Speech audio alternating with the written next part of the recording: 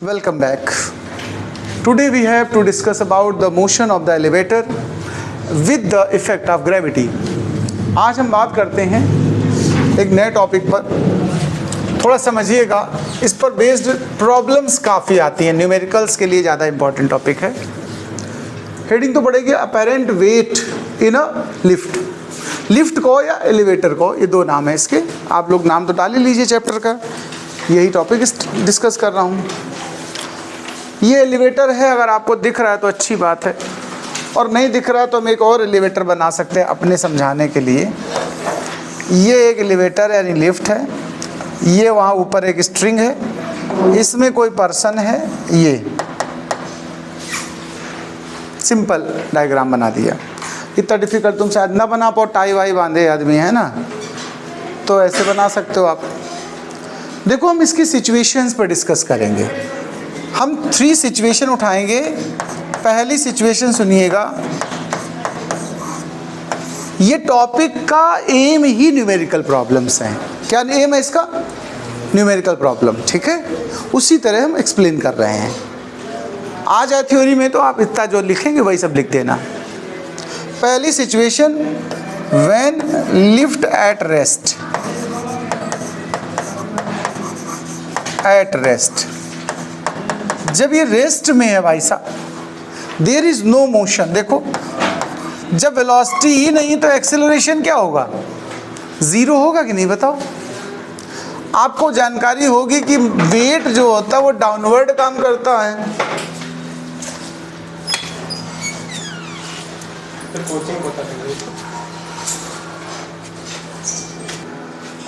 तो ऐसी सिचुएशन में देखो, वेट डाउनवर्ड है और एक रिएक्शन होता है।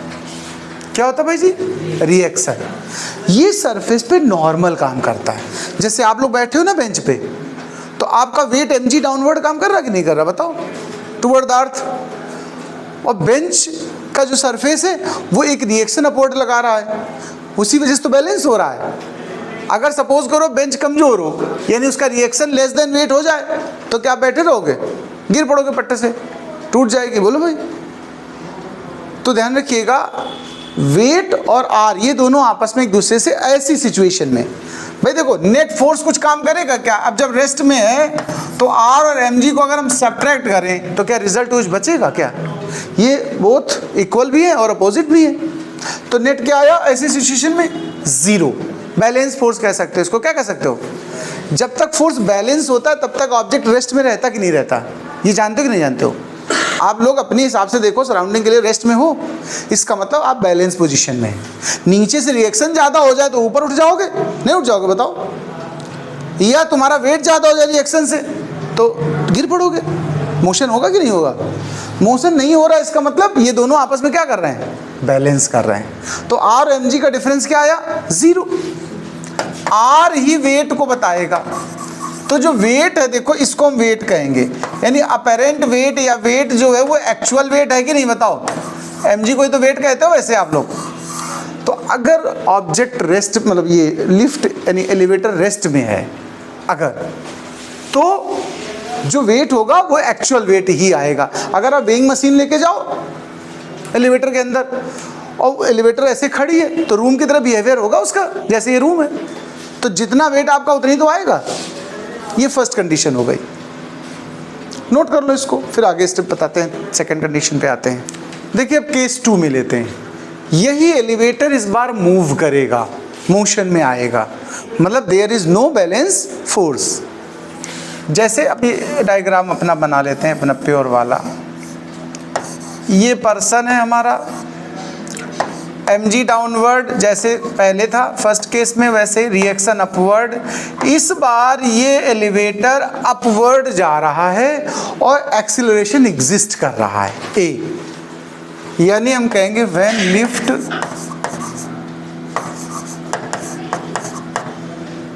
Going upward with acceleration a. किस एक्सेलरेशन से ऊपर जा रही है? ए के साथ। अभी यहाँ एक सिचुएशन अच्छे से जान लो। अच्छा मैं आपसे पूछूं, टू फोर्सेस एक ही जगह पे अलग अलग डायरेक्शन में अप्लाई हो, एक ग्रेटर हो एक लेस हो, तो बताओ मोशन किस तरफ होगा? जिधर ग्रेटर फोर्स है उधर ही को मूवमेंट होगा कि नहीं? या इसको उल्टा बोलें हम कि एक ऑब्जेक्ट पर दो फोर्स काम कर रहे हैं और मोशन इस तरफ हो रहा है, तो आप अपने आप जान जाओगे कौन तरफ वाला फोर्स ग्रेटर है, बोलो। तो यहाँ मोशन किस तरफ हो रहा बताओ? लिफ्ट का मोशन किधर हो रहा है? अपवर्ड हो रहा है। अपवर्ड में कौन सा फोर्स लगा है? रिएक्शन। डाउनवर्ड कौन लगा? mg। तो ग्रेटर किसको लेट करोगे बताओ? r को करोगे, तो r में से mg सब्ट्रैक्ट किया, कुछ रिजल्ट बचा होगा, उसी से तो एक्सेलरेशन हुआ है, उसी से तो आगे बढ़ी है चीज। वो जो डिफरेंस बचा उसी को फोर्स कहते हो, और फोर्स किसके इक्वल होता है? ma के, अगर एक्सेलरेशन गिवन हो तो क्या मैं r माइनस mg को ma नहीं कर सकता हूँ? बताओ, इसमें कोई डाउट है? r भी फोर्स है, mg फोर्स है, दोनों फोर्स को सेपरेट किया, जो बचेगा वो क्या बचेगा? फोर्स ही तो बचेगा। और वो कौन सा फोर्स बचेगा? एक्सीलरेटेड। इसलिए उसको हम फार्मूले में कन्वर्ट करें तो ma लिख सकते हैं। तो r इज इक्वल टू क्या बन के आया देखो?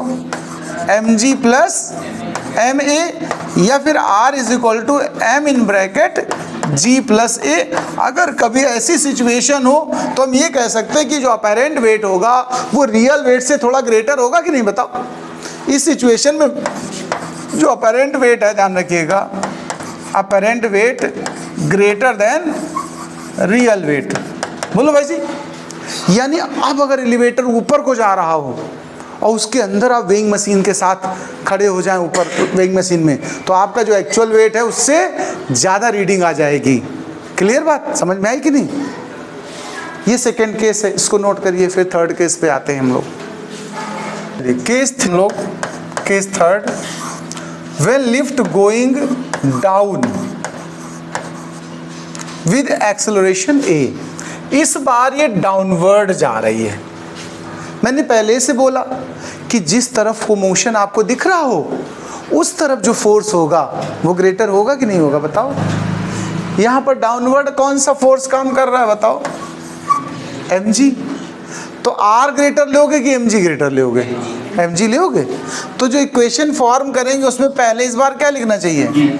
mg फिर r, और इन दोनों से जो रिजल्ट आएगा वो एक्सेलरेटेड फोर्स होगा, तो उसको क्या लिखेंगे आप? ma। r जो बनता है वही अपेरेंट वेट होता है, हमें रिएक्शन की वैल्यू चाहिए होती। तो r अगर उस तरफ ले जाओगे तो यहाँ क्या बनेगा? mg माइनस ma, या आप चाहें तो m कॉमन ले लें तो क्या आएगा? g minus a। यहाँ अगर हम आपसे कहें कि जो अपेरेंट वेट r है वो बताओ एक्चुअल वेट mg से ग्रेटर है या लेस है? लेस देन आ रहा है, लेस देन आ रहा है कि नहीं? बताओ। Apparent weight less than actual wait या रियल वेट, जो भी कहते हैं। ये बात समझ में आई? यानी अगर कभी डाउनवर्ड आ रही हो लिफ्ट और उसके अंदर आप अपना वेट कर रहे हो, तो जो आज वेट है वो आपको उससे कम रीडिंग आएगी। अब देखो, जिनको लोग चिढ़ाते हो मोटा मोटा करके, मान लो वो लिफ्ट में वेट करके अपनी फोटो खींच ले सेल्फी सहित, तो कम वेट आएगा नीचे जाते समय। और किसी को लग रहा हमारा वेट नहीं बढ़ रहा, तो जब ऊपर जा रही हो उस समय खींच लो, कोई समस्या नहीं, आराम से तुम्हारा वेट बढ़ा महसूस होगा, तुम्हें अंदर से अच्छा फील होगा कि चलो वेट बढ़ गया थोड़ा, है ना। तो ये सिचुएशन। एक और सिचुएशन, कोई बहुत परेशान अपने वेट से, तो वो उसको जीरो वेट भी हो सकता है। उसके लिए कंडीशन क्या है? ये जो लिफ्ट की स्ट्रिंग है, ऊपर जो धागा है, ये तोड़ दिया जाए किसी तरह ऊपर से, और लिफ्ट फ्रीली फॉल हो रही हो। उस समय अगर वेट करोगे, ध्यान से सुनना, अगर लिफ्ट ब्रेक हो जाए, स्ट्रिंग ब्रेक हो जाए, तब सिचुएशन समझना। r is equal to mg minus ma आया कि नहीं? अभी बताओ। When freely fall मतलब टूट गई, when freely fall। तो जब फ्री फॉल होता है तो एक्सीलरेशन की वैल्यू किसके इक्वल हो जाती है? g की। ये a भी g हो गया, तो r क्या आ गया बताओ? इसको क्या कहेंगे? वेटलेस। क्या कहेंगे? जीरो वेट आएगा, जीरो ग्रेविटी। ये मास है, इसीलिए तो तैर रहे हैं, इनकी ऊपर की रस्सी टूट गई, जीवन डोर टूट गई समझ लो। ये तभी तो उतर आ रहे हैं कि नहीं उतर आ रहे हैं? यही कंडीशन, लास्ट कंडीशन है ये, कि ऐसे एकदम बस आत्मा परमात्मा का सीधा मिलन होने वाला है इनका। नोट कर लो भाई जी।